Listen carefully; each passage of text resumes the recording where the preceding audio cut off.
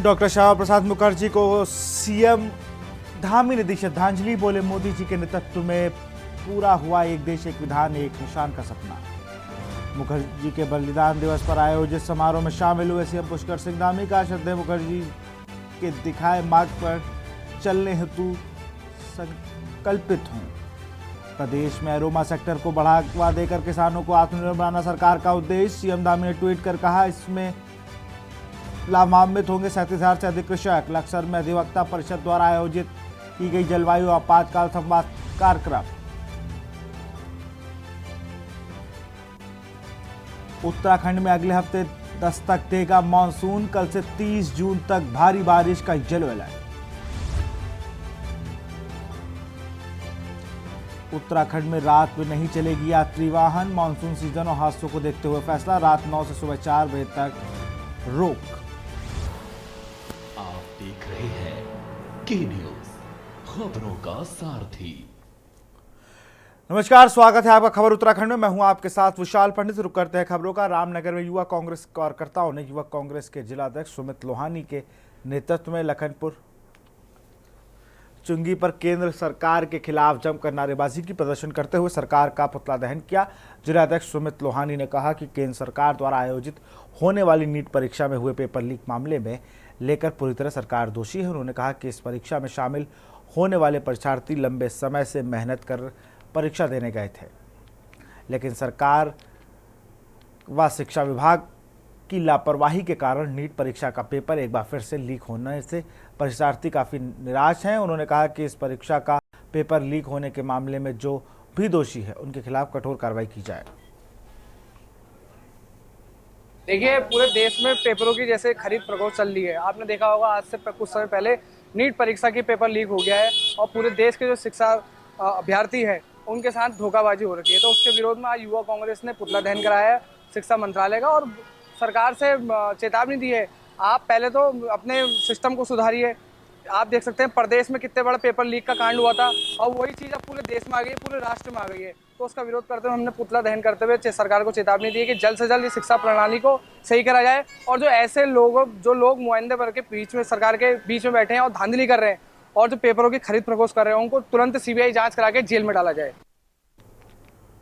रुड़की में देवभूमि जागृति फाउंडेशन के पदाधिकारियों द्वारा पत्रकार वार्ता का आयोजन किया गया। पत्रकारों को संबोधित करते हुए फाउंडेशन के संरक्षक, वरिष्ठ समाजसेवी एवं पूर्व प्रधानाचार्य समेत समय सिंह सैनी ने बताया कि वरिष्ठ समाजसेवी, शिक्षाविद एवं साहित्यकार डॉक्टर रजनीश सैनी राजेंद्र को संगठन का राष्ट्रीय अध्यक्ष और एडवोकेट आशीष सैनी को राष्ट्रवादी राष्ट्रीय प्रचार प्रमुख को मनोनीत किया गया। उन्होंने बताया कि फाउंडेशन के संविधान में बदलाव के बाद फाउंडेशन के पंजीकृत कर आधिकारिक रूप में घोषणा कर दी गई है। देवभूमि जागृत मंच उत्तराखंड को देवभूमि जागृत फाउंडेशन कर दिया गया है। इस दौरान फाउंडेशन के राष्ट्रीय अध्यक्ष डॉक्टर रजनीश सैनी ने कहा कि संगठन के आगामी कार्यक्रम फाउंडेशन के सौजन्य से आयोजित किए जाएंगे।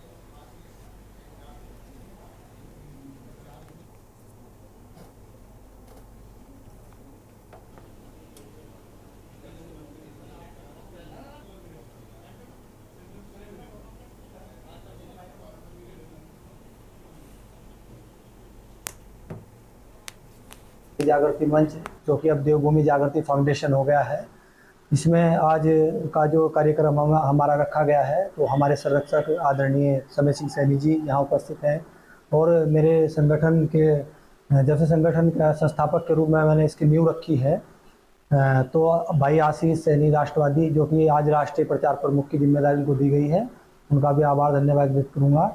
और संगठन के बारे में मैं आप लोगों को बताऊँ, जल्द ही संगठन की राष्ट्रीय कार्यकारिणी, प्रदेश कार्यकारिणी का विस्तार किया जाएगा। देवभूमि जागृति फाउंडेशन में हमारे जो प्रचार प्रमुख हैं वो श्री आशीष सैनी राष्ट्रवादी जी को यहाँ मनोनीत किया गया है और इसके राष्ट्रीय अध्यक्ष डॉक्टर रजनीश सैनी राजेंद्र, इनको राष्ट्रीय अध्यक्ष देवभूमि जागृति फाउंडेशन का मनोनीत किया गया है। और जिसमें हमारे बड़े भाई रजनीश सैनी जी, डॉक्टर रजनीश सैनी जी राजेंद्र, जिन्हें हमारे राष्ट्रीय अध्यक्ष बनाया गया है और मुझे बहुत महत्वपूर्ण जिम्मेदारी दी गई है। और जैसा कि आपने पूछा है कि उद्देश्य का, कि हमारा संगठन का जो उद्देश्य रहेगा वो सभी समाज को साथ लेके और जो भी उद्देश्य हमारे रखे गए हैं, जैसे बेटी बचाओ बेटी पढ़ाओ और गरीब बाल बच्चों को शिक्षा और किसी भी क्षेत्र में बच्चा आगे बढ़ना चाहेगा उसे हम आगे बढ़ाने का प्रयत्न करेंगे। खबर लक्सर से है, जहां लक्सर में अधिवक्ता परिषद द्वारा आयोजित जलवायु आपातकाल संवाद सभा में बतौर मुख्य अतिथि सुप्रीम कोर्ट के लॉयर एवं राष्ट्रीय जागरण अभियान के राष्ट्रीय संयोजिका सुबहीर खान ने बतौर मुख्य अतिथि शिरकत की। उन्होंने कहा कि भारत विरोधी 7 मानसिकताओं को परास्त करने के लिए किसी एक संगठन नहीं बल्कि सर्व समाज के लोगों को एकजुट होकर आगे आना होगा। उन्होंने कहा कि जिस तरीके से गाय, गंगा, जंगल, जमीन और हिमालय का दहन व हनन हो रहा है वह सबके लिए घातक है। उन्होंने कहा कि सभी को क्षेत्रवाद, धर्मवाद, जातिवाद और बाजारवाद को बहिष्कृत कर केवल और केवल भारत को विकसित भारत बनाने में अपनी अहम भूमिका निभानी होगी।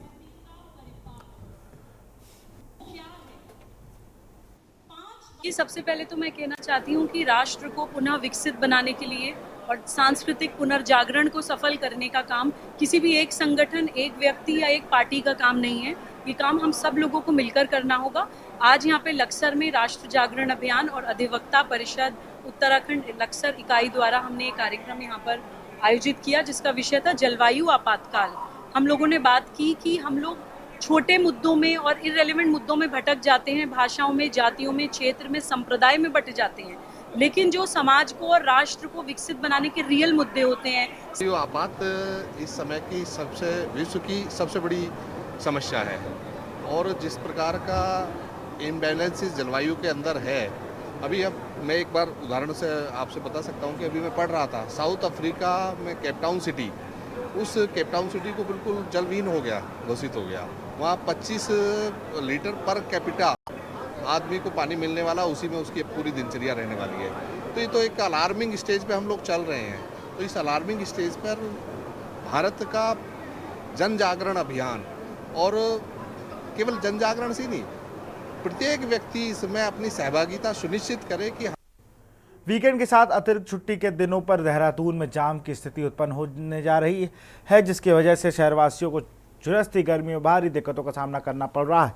वहीं इसके लिए अब पुलिस भी अलर्ट मोड पर काम कर रही है, जिसको लेकर देहरादून एसएसपी अजय सिंह ने कहा कि वीकेंड के अलावा कोई अतिरिक्त छुट्टी आती है तो यात्रा सीजन के चलते पर्यटकों की संख्या में वृद्धि हो जाती है। साथ ही उन्होंने कहा कि हमने चीता मोबाइल टीम रखी है जो उत्तराखंड और उत्तर प्रदेश के इलाकों में मुआयना करेगी ताकि जंगलों से जुड़े हाईवे पर अगर जाम लगता है तो इसे व्यवस्थित कर लें।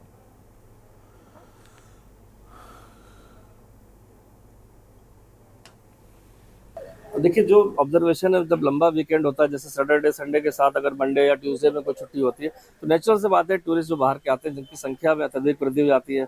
कभी कुछ लोकल इश्यूज होते हैं जैसे परीक्षाएं, बड़ी बड़ी परीक्षाएं संडे को आयोजित हो गई, वो भी एक कारण होता है। साथ ही साथ एक धार्मिक बहुत बड़ा आयोजन इस संडे को भी था जिसमें 1.25 लाख से ज़्यादा लोग मैंने देखा कि वहाँ पर आए थे। वहाँ पर ऐसी परिस्थितियों में कहीं ना कहीं हमें हैवी ट्रैफिक को रोकना पड़ता है। और जैसा मैंने 2-3 पैच हमारे हैं, मोर्न से लेकर जो आशा रोडी जो हमारा देहरादून का है, इस पैच में अगर कोई गाड़ी खराब हो जाती है, हैवी व्हीकल खराब हो जाता है या हैवी ट्रैफिक को हम रोकते हैं तो नेचुरल सी बात है उसका दबाव लोकल यात्रियों को जाम के रूप में फेस करना पड़ता है। शहर की शैक्षिक संस्था गुरु नानक शिक्षा समिति पर लाखों रुपए गबन करने का मामला सामने आया है। इसको लेकर जहां कोषाध्यक्ष ने समिति के मैनेजर और अध्यक्ष के खिलाफ मोर्चा खोल दिया है, वहीं मैनेजर महज इसी देश भावना से बदनाम करने की साजिश बता रहे हैं। 2021-22 के करीब मैं कनाडा गया था। जब मैं वापस आया हूं तो हमारे भाई साहब सरदार जगतार सिंह जो वाइस प्रेसिडेंट हैं शिक्षा समिति के, उन्होंने मुझे बताया कि भी लगभग 32,000 रुपये का पैसा गबन हुआ है शिक्षा समिति का, स्कूल का 32 लाख का पैसा गबन हुआ है बैंक से, तो भी इसकी जांच करनी चाहिए। तो हमने कहा चलो ठीक है, चलते हैं आपके साथ। और हम बैंक गए, बैंक जाकर हमने स्टेटमेंट मांगी बैंक मैनेजर से, लेकिन उन्होंने हमें इनकार कर दिया कि हम आपको नहीं दे सकते, स्टेटमेंट नहीं दे सकते हम आपको। फिर उसके बाद हम मैनेजर साहब के पास गए, तो उन्होंने भी हमें रिफ्यूज़ कर दिया कि अभी स्टेटमेंट नहीं मिलेंगी आपको। मैनेजर कौन? गुरमीत सिंह जी, हाँ जी। तो फिर जैसे तैसे करके हमने बैंक मैनेजर से स्टेटमेंट्स ले ली, जिससे ये पता लग रहा है कि 113 चेक के ज़रिए 32 लाख रुपया बैंक से निकाला गया है। पास एक शिकायत प्राप्त हुआ था जिसमें अमरदीप सिंह जो गुरु नानक शिक्षा समिति में इसमें कोषाध्यक्ष ट्रेजरर के पद पर कार्यरत, के द्वारा ये कहा गया कि जो मैनेजमेंट कमेटी के जो प्रबंधक थे रणजीत सिंह और एक और व्यक्ति द्वारा करीब 30 लाख 32 लाख रुपये का गबन किया गया है फर्जी वाला साइन करके चेक से। इसमें जो हमारी जांच चल रही है उसमें हमें बयानों की कार्रवाई की जा चुकी है, जो बाकी उनके बयान दर्ज किए जा चुके हैं और उनसे जितने भी दस्तावेज और अभिलेख प्राप्त हुए हैं उन सबका हम लोग अवलोकन कर रहे हैं। इसमें कुछ और बयान और साक्ष्य संकलन की कार्रवाई बची हुई है और जैसे वो पूर्ण होती है इसमें हमारी तरफ से कार्रवाई की जाएगी। यहाँ रुकते छोटे से ब्रेक ले, जल्द हाजिर होंगे। आप देख रहे हैं के न्यूज, खबरों का सारथी। ब्रेक के बाद आपका स्वागत है। राज्यपाल Uttarakhand lieutenant general retired Gurmeet Singh अपने 2 दिवसीय जनपद भ्रमण दौरान रविवार को निर्धारित समय श्री नानक मत्ता साहिब पहुंचे। गुरुद्वारा श्री नानक मत्ता साहिब पहुंचने पर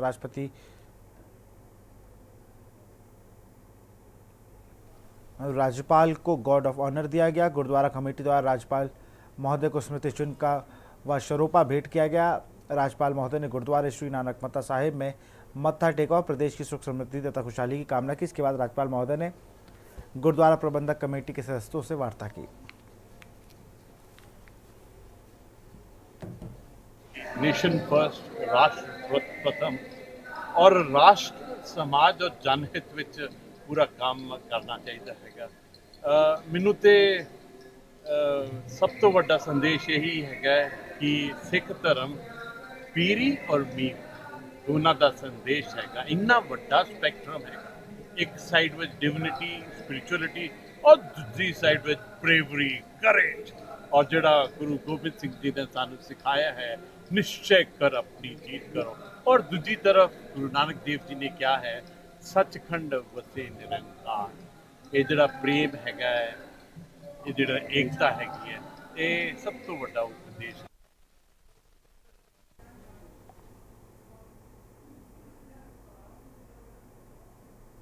नैनीताल जिले में ओखलकांडा के पवित्र देवगुरु बृहस्पति धाम में सदियों से महिलाओं का प्रवेश प्रतिबंधित है। ग्रामीणों ने आरोप लगाया है कि उमा भारती और देवगुरु बृहस्पति को धाम पहुंची उन्होंने परंपराओं और मान्यताओं को दरकिनार कर मंदिर में प्रवेश कर लिया है। उमा भारती मंदिर के भीतर पूजा अर्चना तक की। ग्रामीणों के अनुसार धाम में महिलाओं के प्रवेश पर कालखंड से रोक होने के बावजूद बृहस्पतिवार को उमा भारती ने प्रवेश किया और पूजा अर्चना की। स्थानीय लोगों ने अनहोनी को लेकर आशंकित किया है।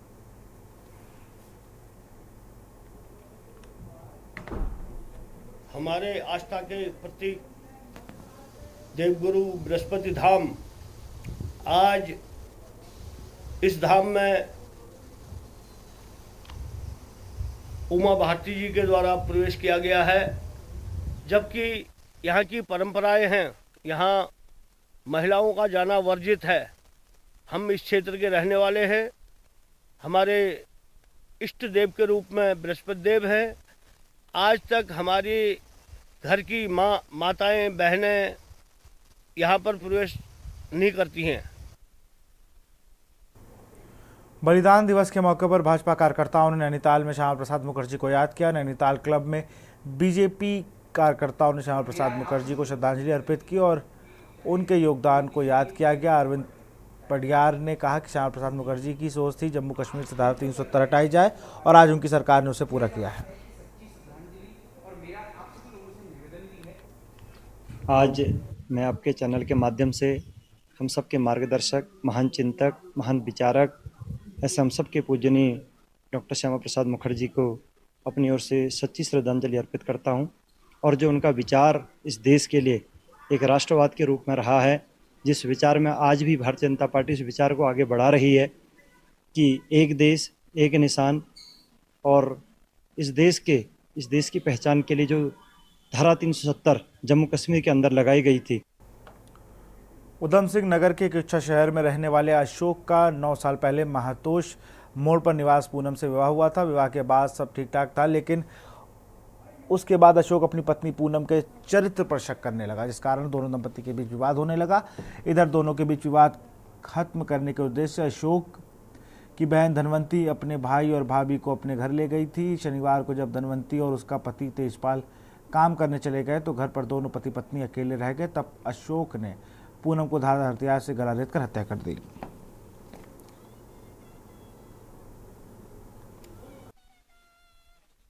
फिर किच्चा में लक्ष्मी विहार में रह रहे थे अशोक और उसकी पत्नी पूनम। तो ये पिछले महीने ये पूनम कहीं चली गई थी किसी के साथ, जो अशोक का कहना है, किसी के साथ चली गई थी। तो उसके बाद जब वो 4-5 दिन बाद वापस आई है, तो उसके बाद इनमें पति पत्नी में आपसी जो है विवाद बढ़ गया था। आज भी यही हुआ कि वो घर में दोनों अकेले थे और जब विवाद वगैरह बढ़ा तो इसने जो है तैश में आके अपने पत्नी का जो है गला काट के हत्या की। नैनीताल के भीमताल स्थित विकास भवन में भीमताल के विधायक व खंड विकास अधिकारी के नेतृत्व में भीमताल विधानसभा क्षेत्र की समस्याओं को लेकर एक बैठक का आयोजन किया गया। बैठक में शामिल हुए आमजन लोगों ने विद्युत विभाग, जल संस्थान, कृषि विभाग, पीडब्ल्यूडी, भीमताल सीवेज की समस्या को लेकर विधायक से शिकायत की और तेज हवा में जहां विद्युत व्यवस्था पूरी तरीके से ठप हो जाती है, वहीं गर्मियों में पानी की समस्या उत्पन्न होती है। बैठक में उपस्थित ग्रामीणों का कहना था कि कई जगहों पर सड़कों और नहर कवरिंग का काम नहीं हो पाया है। जिले के अधिकारियों के साथ यहाँ पर भीमताल में मैंने मीटिंग ली, क्योंकि भीमताल विधानसभा क्षेत्र में 4 मंडल हैं, 4 ब्लॉक हैं, एक नगर पालिका है। यहाँ पर पानी की समस्या, बिजली की समस्या, स्वास्थ्य, सड़क, सभी समस्याओं को लेकर के मैंने अधिकारियों के साथ चर्चा की, क्योंकि ज़्यादातर रोडों में हमने इसे डामरीकरण करवा दिया है और कहीं पर बरसात के दौरान उन डामर में पानी ना आए, उनके लिए नालियाँ बने, पौधे बने और रोडों का रखरखाव हो। इसी संदर्भ में आज यहाँ पर बैठक की गई। उत्तराखंड की धामी सरकार की ओर से पिछले वर्ष आयोजित की गई ग्लोबल इन्वेस्टर समिट के सकारात्मक परिणाम देखने को मिले हैं। दरअसल देश का प्रमुख औद्योगिक समूह टाटा ग्रुप उत्तराखंड में बड़ा निवेश करने जा रहा है। इसके तहत टाटा ग्रुप उधम सिंह नगर में इलेक्ट्रॉनिक सिटी विकसित करेगा। सचिव आर मीनाक्षी सुंदरम ने बताया कि इलेक्ट्रॉनिक सिटी के लिए टाटा ग्रुप के अधिकारी उधम सिंह नगर में खुपरिया फार्म का मुआयना कर चुके हैं। इस रिपोर्ट को देखिए।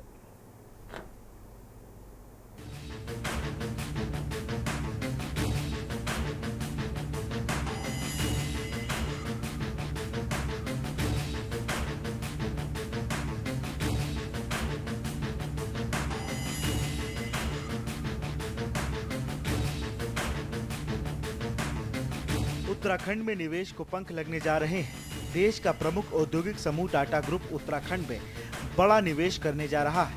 इसके तहत टाटा ग्रुप उधम सिंह नगर में इलेक्ट्रॉनिक सिटी विकसित करेगा। सचिव आर मीनाक्षी सुंदरम ने बताया कि इलेक्ट्रॉनिक सिटी के लिए टाटा ग्रुप के अधिकारी उधम सिंह नगर के खुपरिया फार्म का मुआयना कर चुके हैं। टाटा के इलेक्ट्रॉनिक्स प्रोडक्ट में सहयोगी ताइवान की कंपनियों के प्रतिनिधि जनवरी 2025 में उत्तराखंड आएंगे। उनका कार्यक्रम तय हो गया है। इससे 10,000 लोगों को रोजगार मिलने की संभावना है। उन्होंने बताया कि टाटा ने इस प्रोजेक्ट के लिए उत्तराखंड में राहुल जैन को नोडल अधिकारी नियुक्त किया है। संभावना है कि 2025 के बीच निर्माण कार्य शुरू कर दिया जाएगा। वहीं भाजपा टाटा समूह की ओर से उत्तराखंड में निवेश करने के फैसले को सरकार की बड़ी जीत बता रही है, जबकि कांग्रेस भाजपा को इंतजार करने की सलाह दे रही है। देखिए, विपक्ष का काम तो जनता को भ्रमित करने वाले सवाल उठाने का रहता है, लेकिन भारतीय जनता पार्टी की उत्तराखंड सरकार पुष्कर सिंह धामी जी के नेतृत्व में इस प्रदेश को औद्योगिक विकास के रास्ते पर, युवाओं को तेज़ी से रोजगार के रास्ते पर आगे बढ़ाने पर लगी है। और उसी पॉलिसी के तहत मुख्यमंत्री जी के सफल प्रयासों में ग्लोबल इन्वेस्टर समिट का आयोजन किया गया। एक भव्य आयोजन के रूप में हम सब ने देखा भी है। अब धीरे धीरे वह सब कड़ियाँ जुड़ने का काम कर रही हैं। टाटा समूह के द्वारा एक ऐसा शहर बसाने का की जो परिकल्पना है, इसमें मैं जो देख पाता हूँ, इसमें मैं हज़ारों सैकड़ों लोगों को, युवाओं को रोजगार मिलते हुए देख पाता हूँ। देखिए, जो समाचार पत्रों से हमको पता चला है, उससे तो ये निकल कर आ रहा है कि कब नौमन तेल होगा और कब राधा नाचेगी, क्योंकि अभी ताइवान की जिस कंपनी ने टाटा समूह के साथ पैक्ट कर रखा है, वो 2025 में आएंगे। तो अगर इसमें तेजी दिखा रहा होता टाटा समूह तो अपनी ताइवान की कंपनी को, सहयोगी कंपनी को इसी साल बुलाते और चटमंगनी पट ब्याह कर देते। लेकिन यहाँ तो जिस तरह से हीला हवाली या देरी की जा रही है उससे साफ दिखाई पड़ रहा है कि कोई खास रुचि जो है ताइवान की कंपनियों की या टाटा समूह की इस प्रोजेक्ट में नहीं है, और सरकार की तरफ से कुछ ज्यादा ही बड़े दावे किए जा रहे हैं। किसी भी कंपनी को निवेश करने के लिए किसी भी प्रदेश में अच्छी कानून व्यवस्था सबसे पहले चाहिए, बिजली पानी दूसरे नंबर पे चाहिए, अच्छी सड़क व्यवस्था चाहिए। लेकिन कानून व्यवस्था का हाल आप देख ही रहे हैं। दिन दहाड़े यहाँ मर्डर हो जा रहे हैं, यहाँ चोरियां डकैतियां हो जा रही हैं, यहाँ बलात्कार हो जा रहे हैं तो सजा नहीं मिल रही बलात्कारियों को। तो कानून व्यवस्था तो पूरी तरह से पटरी से उतर चुकी है। पिछले एक हफ्ते के ही जो वारदातें हैं वो उसकी वानगी बताने के लिए काफी हैं।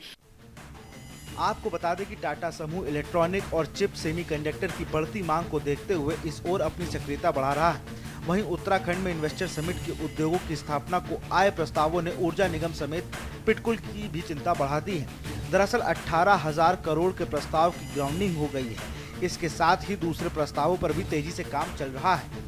इन सभी उद्योगों के आने के बाद बिजली की डिमांड 665 मेगावाट तक बढ़ जाएगी। इसके साथ ही पानी की मांग में भी बढ़ोतरी होगी। कांग्रेस का कहना है कि बिना इन उद्योगों के धरातल पर उतरे ही प्रदेश की जनता बिजली पानी की कटौती से परेशान है, इसके लिए आंदोलन कर रही है। ऐसे में सरकार कैसे इस मांग को पूरा कर पाएगी? वहीं सत्ता पक्ष विपक्ष पर मुद्दा विहीन होने का आरोप लगा रहा है। जैसा कि मैं आपके चैनल के माध्यम से अपनी आवाज़ सरकार तक पहुंचाना चाहूँगा कि आज की डेट में 15 दिन से नगरवासी धरना दे रहे हैं बड़कोट में, और एक ही समस्या उनकी पानी की। लगातार 3 महीने से जो है पानी की इतनी समस्या है बड़कोट नगर में कि हमारी माताएं बहनें उनकी तबीयत खराब होने लगी है। तो जब हमने उनका संघर्ष देखा तो हाँ, आज हमें हमारे व्यापारियों के द्वारा मजबूरन हमें पूर्णबंदी बाजार बंद करना पड़ा। और जो आज हमारे व्यापारी यात्रा सीजन चल रहा, पैसा कमाने के लिए बैठे थे और उनका जो त्याग करा, उस त्याग को देखते हुए आज संपूर्ण नगर का जो हमारा बाजार है वो इस समर्थन में, और एक ही मांग है कि बड़कोट की जो पंपिंग योजना है वो जल्दी से जल्दी स्वीकृत हो।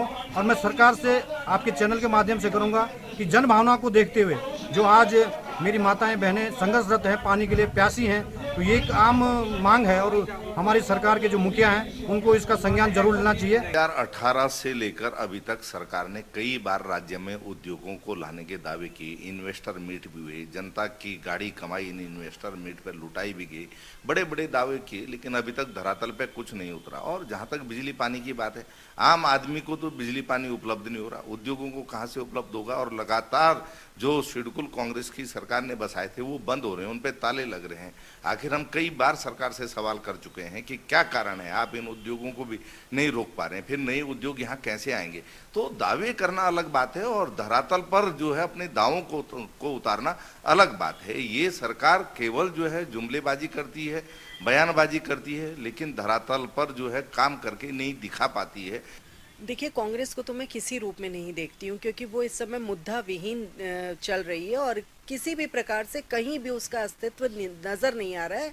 जितनी बड़ी बड़ी बातें कर रही थी कि लोकसभा में 5 की 5 सीट हम लेकर आएंगे, तो जनता ने उनको उनका आईना दिखा दिया है कि वो किस स्तर पर आज खड़े हैं उत्तराखंड में। पहले अपनी टूट फूट को समेटने का प्रयास करें, अपना पुत्र मोह और पुत्री मोह छोड़ने का प्रयास करें, उसके बाद किसी योजना पर अगर सवाल उठाते हैं तो बात समझ में आती है। और कहते हैं ना कि मोतियाबिंद का जब कोई ऑपरेशन करा कर आता है तो उसे हर जगह काला काला नजर आता है। तो इस समय उन्होंने वही मोतियाबिंद को ऑपरेशन कराया है और अच्छी चीज में भी उन्हें काली चीज नजर आ रही है। तो कृपया करके अपने नेत्र को सही तरीके से यूज करें और जहां विकास हो रहा है उस विकास की दृष्टि में अपना सहयोग करें, न कि उसका उपहास बनाएं।